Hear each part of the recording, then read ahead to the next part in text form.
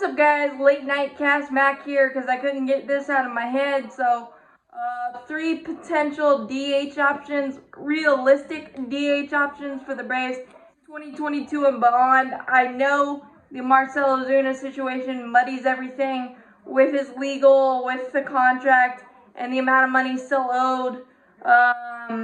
And he's been tearing it up in the Dominican Winter League. So obviously he's number one because he's a prototypical option. Not a lot of defensive prowess, offensive production off the charts.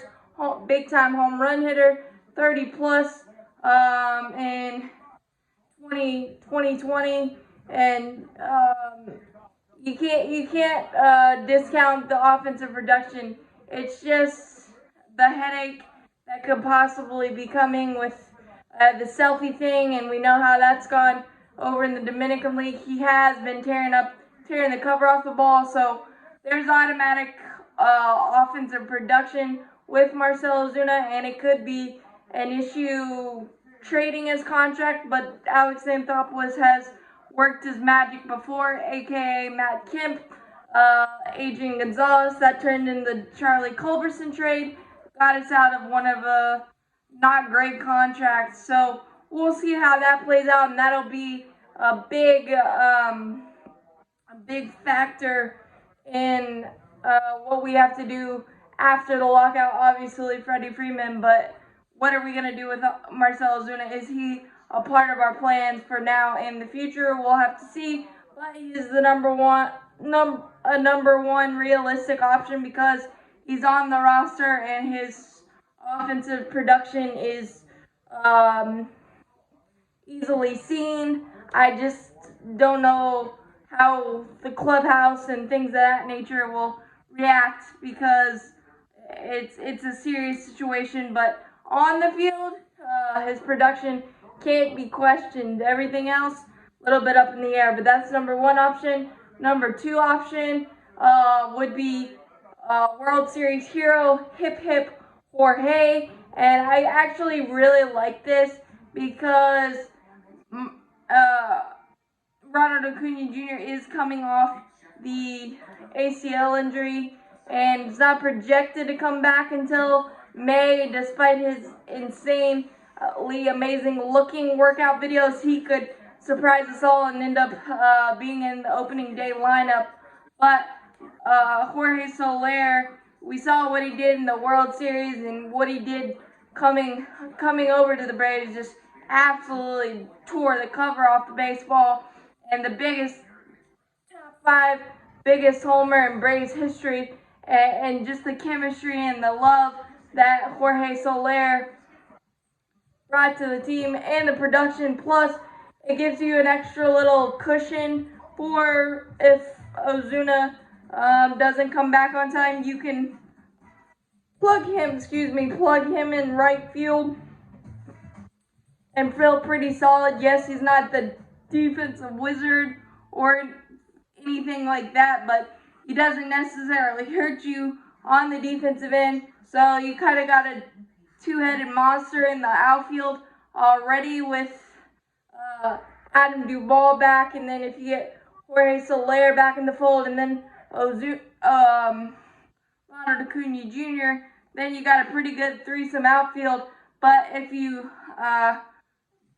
go with Marcell Ozuna, he's not defensively, he's not great defensively at all. So I think you would have to add an extra outfielder. You would anyway, but I think you're more comfortable with what Jorge Soler gives you defensively out there. Both Marcell Ozuna and Jorge Soler don't give you the warm and fuzzies defensively, no doubt, but I think I would much rather take my chances with Jorge Soler out in right field than anything if we had to start with that. And then my third option would be Nelson Cruz.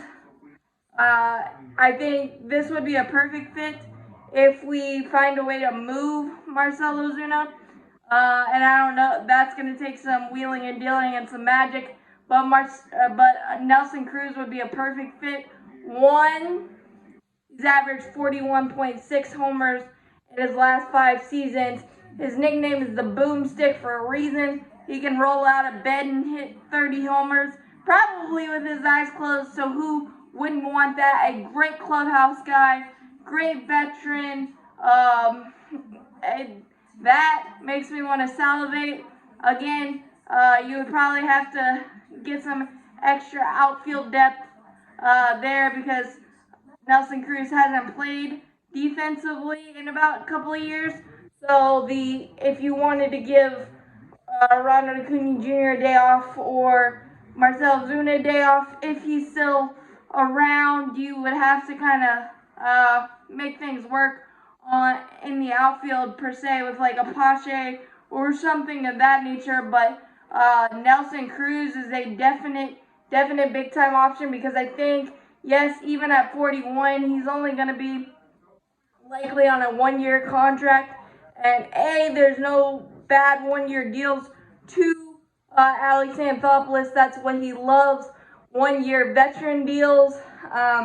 Great for young guys to learn from, like the aforementioned Pache or Drew Waters if he gets a chance, things of that nature. And I feel like the best route for me personally would be somehow trade Marcell Ozuna. I know we'd have to eat some of that money. Hopefully sign Freddie back, get Jorge Soler's DH and Eddie Rosario back in as a outfield piece. But again, Eddie Rosario also had a phenomenal postseason, so he might warrant starter money. So again, there's a lot of things to unpack at the DH position, but I feel like there's a lot of good options. Those are my main 3: Ozuna, Jorge Soler, and Nelson Cruz. And it's going to be interesting to see how we play it. We could also use one of our youngsters down on the farm. Maybe that is very unlikely, I think. But with the DH, it gives us a lot of options. And I wouldn't mind like a Nelson Cruz and then a Christian Pache at the bottom of our lineup. That's an elite defense with Adam Duvall, Christian Pache, and Ronald Acuna Jr. There's a lot of options, but those are a few of mine. Drop down in the comments, tell me some dark horse DH candidates for the Braves. What do you think our outfield's going to look like? Should be an interesting thing to follow. Hopefully baseball and the players gets their stuff together and we can start talking about real moves and getting close to spring training because it's starting to get really close to the deadline. But as always, go Braves, champions forever. That is my take on the DH. What's yours?